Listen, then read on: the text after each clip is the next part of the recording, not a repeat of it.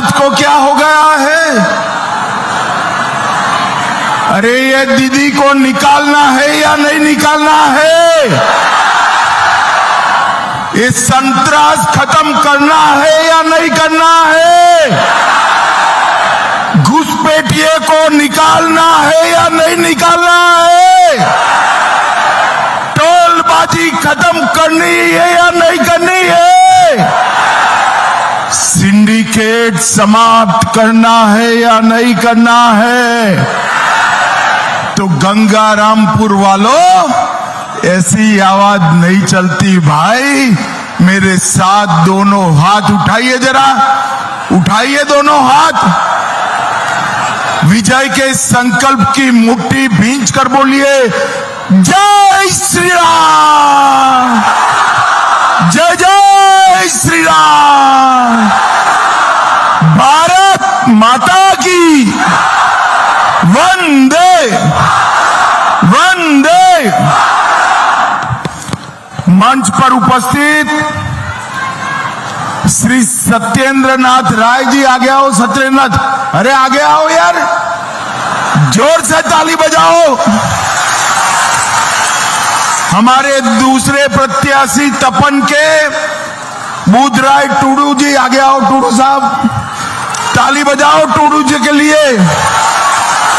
सुकांतु जी हमारे केंद्रीय मंत्री और मेरे साथी है। श्री स्वरूप चौधरी जिला अध्यक्ष महाशय, गोविंद चौधरी जिला प्रभारी, हमारी बहन प्रतिमा भौमिक जी, प्रतिमा जी आगे आओ। ये त्रिपुरा की बड़ी नेत्री है, प्रतिमा जी के लिए ताली बजाओ जरा। और आज गंगारामपुर दक्षिण दिनाजपुर में आए हुए प्यारे भाइयों बहनों माताओं और मेरे जिगर के टुकड़े जैसे युवा मित्रों, आप सभी का राम राम। दक्षिण दिनाजपुर की इस पवित्र भूमि को पुनर्भवा नदी के तट पर बसे इस पवित्र समूह को मैं प्रणाम कर कर मेरी बात की शुरुआत करता हूं। रघुनाथपुर मंदिर, शिवबाड़ी का प्राचीन शिव मंदिर, तपन का राधा गोविंद मंदिर, विद्येश्वरी काली मंदिर और हरिचंद ठाकुर और बोरो मां को प्रणाम कर कर मेरी बात की शुरुआत करता हूं। भारत सेवाश्रम संघ के हिंदू मिलन मंदिर को भी मैं प्रणाम कर कर मेरी बात की शुरुआत करता हूं। भाइयों बहनों, आज अंबेडकर जयंती है। देश भर के दलित, आदिवासी, पिछड़े, ये सबके जीवन में एक नया उजियारा भरने का काम बाबा साहेब भीमराव अंबेडकर ने किया। उन्होंने हमें विश्व में अद्भुत संविधान देने का काम किया। मैं बाबा साहेब भीमराव अंबेडकर को मनपूर्वक प्रणाम करता हूं। आज वैसाखी भी है। पंजाब भर में और देश भर में सिख गुरुओं के अनुयायियों के लिए ये बहुत बड़ा पर्व है। दशम पिता गुरु गोविंद सिंह जी और नानक देव जी महाराज से गुरु ग्रंथ साहिब तक पूरी गुरु परंपरा को मैं प्रणाम करता हूं। भाइयों बहनों, कल 15 अप्रैल है, पोइला बैसाख का दिन है। बंगाली नव वर्ष की शुरुआत है। बंगाली नव वर्ष के दिन ये दीदी को टाटा बाय बाय कहना है। दीदी को टाटा बाय बाय कहना। आप सब दीदी को निकालने के लिए तैयार है क्या? अरे जोर से बोलो, तैयार है क्या?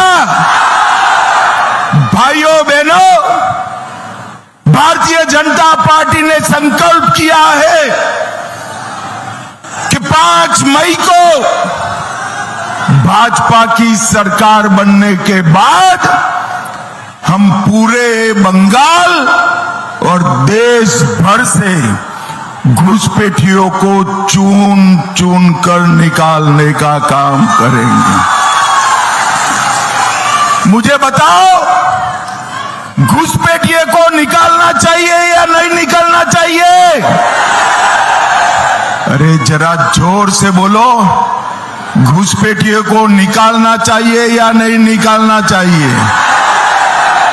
एक घुसपैठिए हमारी राष्ट्रीय सुरक्षा के लिए खतरा है, हमारे युवाओं की रोजगारी छीन रहे हैं और गरीबों का चावल में, धान में हिस्सेदारी भी बटा रहे हैं।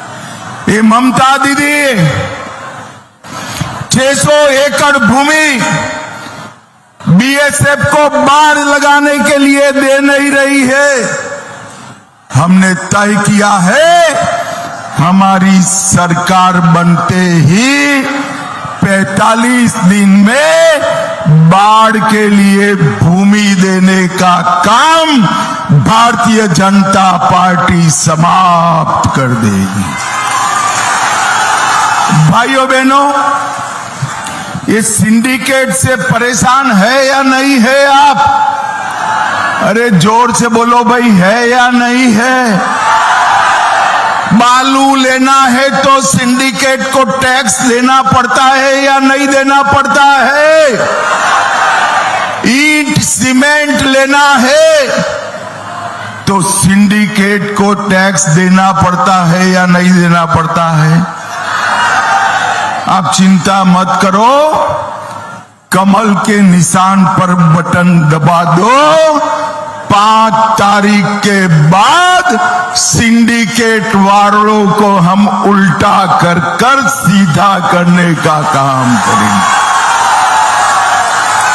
पूरे बंगाल से सिंडिकेट का राज खत्म हो जाएगा, दीदी का भ्रष्टाचार खत्म हो जाएगा और हमारा ये प्राचीन बंगाल का प्रवेश द्वार बाणगढ़ को फिर से उसकी गरिमा देने का काम ये भारतीय जनता पार्टी करेगी। खान नृत्य और गोमीरा मुखौटे को फिर से एक बार पूरे देश में सम्मान प्राप्त करने का काम भारतीय जनता पार्टी करेगी। भाइयों बहनों, बंगाल के शासन में, ममता दीदी के शासन में स्वास्थ्य इंफ्रास्ट्रक्चर समाप्त हो गया है। मैं आपको कहने आया हूं कि हम उत्तर बंग के लिए दार्जिलिंग से सुंदरवन एक बहुत बड़ा राष्ट्रीय राजमार्ग बनाकर समग्र उत्तर बंग का विकास करेंगे। उत्तर बंग में एम्स बनाया जाएगा।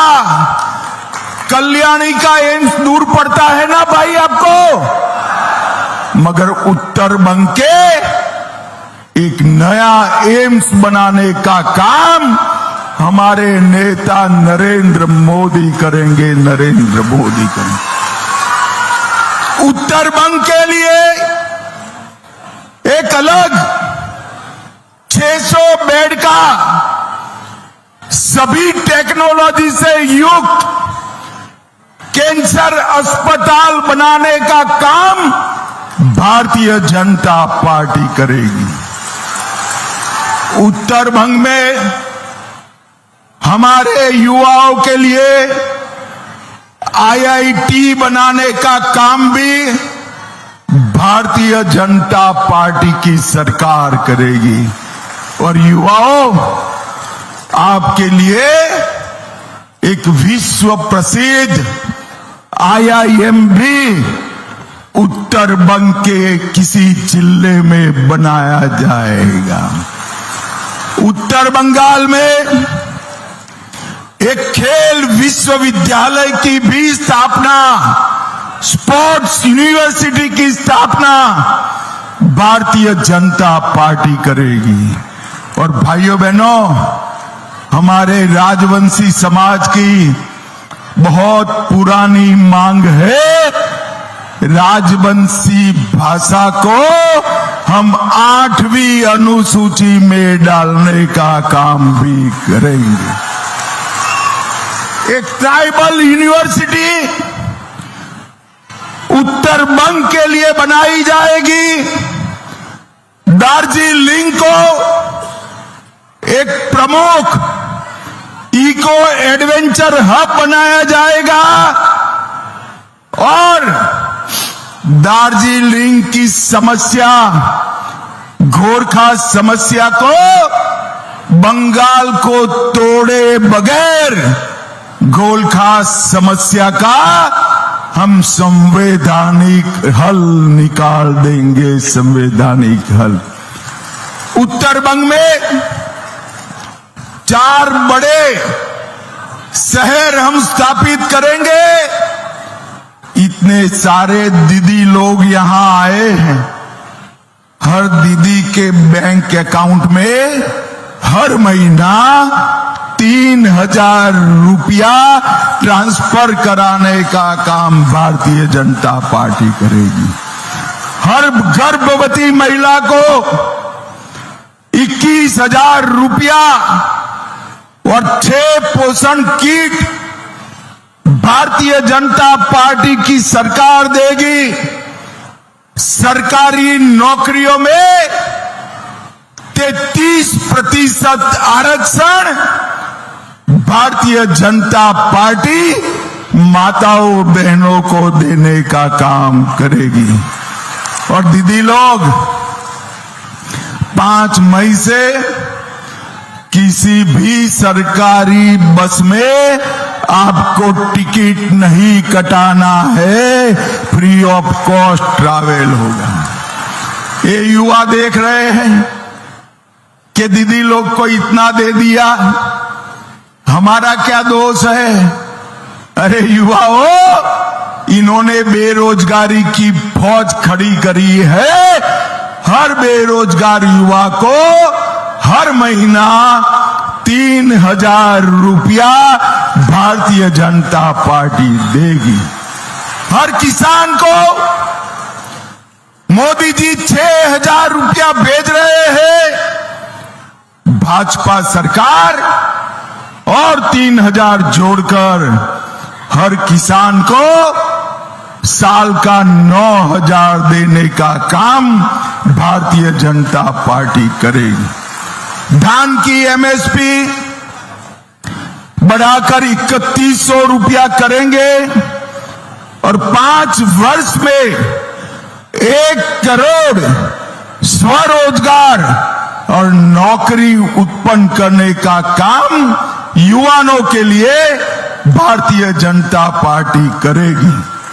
आलू के किसान को आलू का उचित दाम मिले, इसलिए हम यहां से आलू को हर एक राज्य में जाने के लिए मुक्त कर देंगे। भाइयों बहनों, मुझे एक बात बताओ, अयोध्या में राम मंदिर बनना चाहिए था या नहीं बनना चाहिए था? अरे जोर से बोलो जरा। 550 साल से कांग्रेस, तृणमूल कांग्रेस, सपा, बसपा, DMK रामलल्ला को टेंट में रखे थे।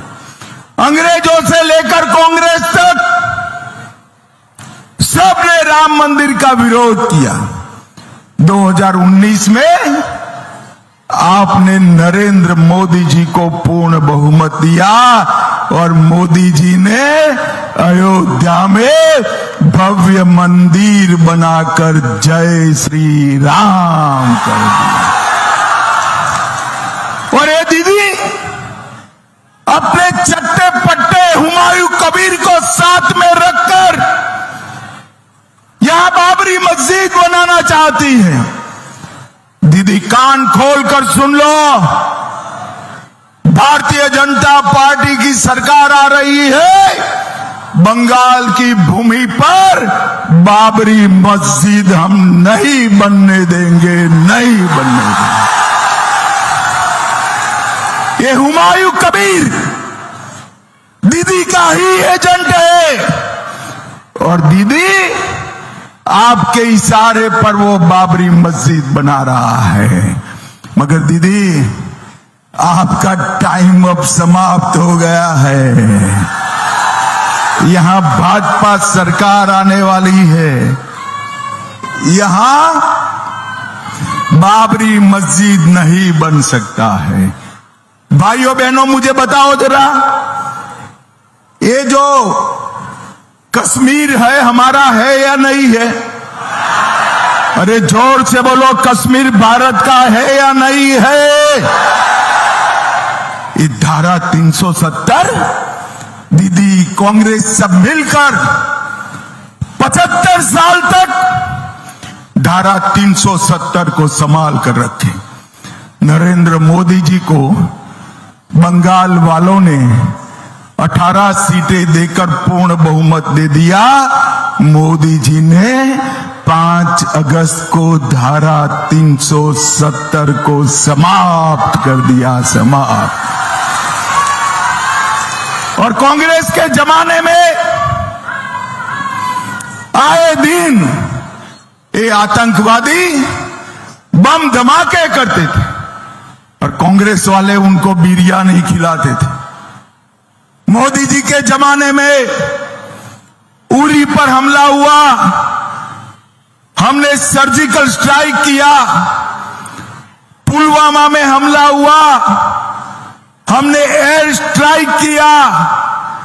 और पहलगांव में हमला किया, हमने ऑपरेशन सिंदूर कर कर उनके घर में घुसकर आतंकवादियों को समाप्त। मुझे बताओ, ये कांग्रेस, कम्युनिस्ट, टीएमसी देश को सुरक्षित कर सकते हैं क्या? जोर से बोलो, कर सकते हैं क्या? मोदी सरकार ने इस देश में नक्सलवाद को भी समाप्त कर दिया। और भाइयों बहनों मेरी बात याद रखना, सिर्फ बंगाल नहीं, पूरे देश से घुसपैठिए को चुन चुन कर हम देश के बाहर निकालेंगे। ये पुनर्भवा नदी को डंपिंग ग्राउंड बनाया है, हम इसको साफ कर कर फिर से पुनर्भवा नदी में पानी का प्रवाह बहाने का काम ये भारतीय जनता पार्टी करेगी। तटबंध जो टूट जाते हैं इसके लिए भी हम व्यवस्था करेंगे और किसानों के खेत को डूबने नहीं देंगे। ये प्रतिबंधित कप और सोने की तस्करी, गौ तस्करी सब उत्तर बंग से होकर कराने का प्रयास कर रहे हैं। हम उसको 100% रोककर उत्तर बंग को सुरक्षित करने का काम करेंगे। भाइयों बहनों, एक नेता थे, वो कहते थे सिलीगुड़ी से चिकन नेक काट दो तो नॉर्थ ईस्ट अलग पड़ जाएगा। क्यों भाई, आपके पिताजी का देश है क्या? काटना चाहिए क्या? ये टुकड़े करने वाली जो गैंग है इसका सरगना कोई और नहीं है, दीदी और भाईपो है, दीदी और भाईपो है। मैं आज बताकर जाता हूं दीदी, ये भारत की भूमि है, इस पर नजर बिगाड़ने की हिम्मत मत करना। बंगाल की जनता इस चुनाव में आपको निकालने जा रही है, निकालने जा रही। दीदी का एकमात्र लक्ष्य बंगाल के युवा को रोजगारी देना नहीं है, बंगाल को समृद्ध करना नहीं है, बंगाल में शिक्षा बढ़ाना, स्वास्थ्य बढ़ाना नहीं है। दीदी का एकमात्र लक्ष्य अपने भतीजे को मुख्यमंत्री बनाना है, मुख्यमंत्री बनाना है। और ये लोगों को गुमराह कर रही है कि बाहरी आकर चलाएंगे। मैं आज कहकर जाता हूं उत्तर बंग वालों, बंगाल का मुख्यमंत्री बंगाल में ही जन्मा हुआ, बंगाली भाषी, बंगाली माध्यम में पढ़ा हुआ भाजपा का नेता होगा। दीदी गुमराह मत करो। और अंत में हर बारे दीदी के गुंडे डराते हैं ना आपको, डराते हैं या नहीं डराते हैं? जोर से बोलो, डराते हैं या नहीं डराते हैं?